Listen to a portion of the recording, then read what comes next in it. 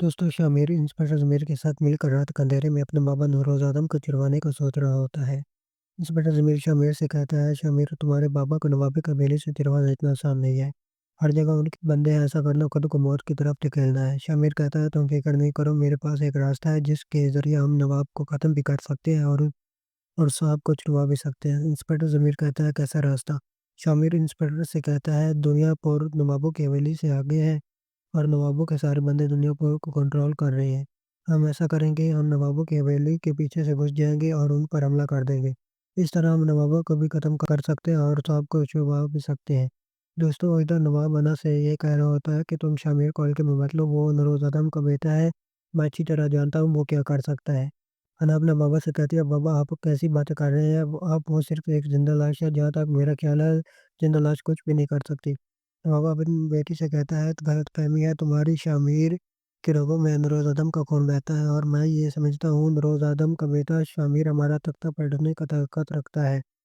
दोस्तों अना अपने बाबा से कहती है, बाबा अगर ऐसी बात है, अगर शामिर ने ऐसी वैसी हरकत की तो मैं उसे ज़िंदा नहीं छोड़ूँगी।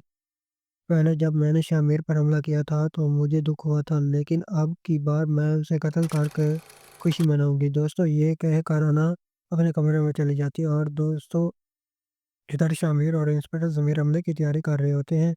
दोस्तों शामिर और इंस्पेक्टर ज़मीर रात के अंधेरे में नवाबों के हवेली के पीछे से घुसकर हवेली पर हमला कर देता है। दोस्तों शामिर नवाबों पर इतना तगड़ा हमला करता है कि उसके सारे बंदे कत्ल हो जाते हैं।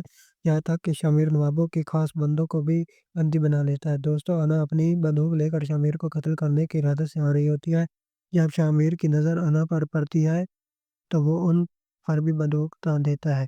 फिर शामिर अना से कहता है, तुमने अच्छा नहीं किया। अना कहती है, मुझे जो अच्छा लगा मैंने वही किया। अपने भाई के बाद मैं अपने बाबा की एक लौकिक वारिस रह गई थी और ऐसे हालातों में मैं अपने बाबा को पीछे नहीं छोड़ सकती थी।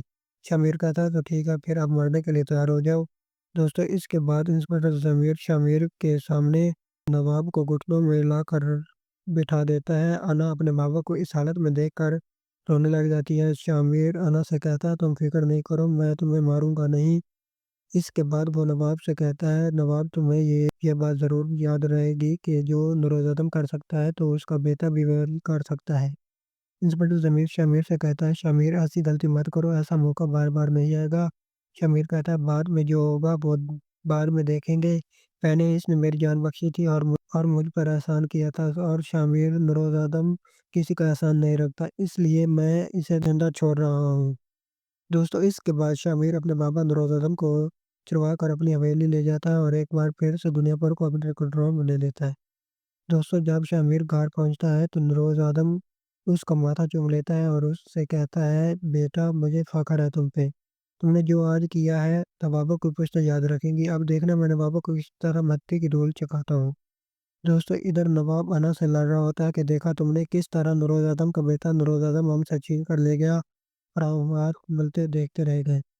मैंने तुमसे कहा था कि नूरोज़्ज़म के बेटे को ज़िंदा मत छोड़ो और उसको इतना हल्के में मत लो, लेकिन तुमने फिर भी उसे जाने दिया। दोस्तों अना अपने बाबा की तंज़िया बातें सुनकर अपने बदले की आग में इज़ाफ़ा करती है और अपने बाबा से वादा करती है कि वो आदमों की नस्लें ख़त्म कर कर ही दम लेगी। दोस्तों वीडियो अच्छी लगी हो तो इसे लाइक करें और चैनल को सब्सक्राइब करना ना भूलें।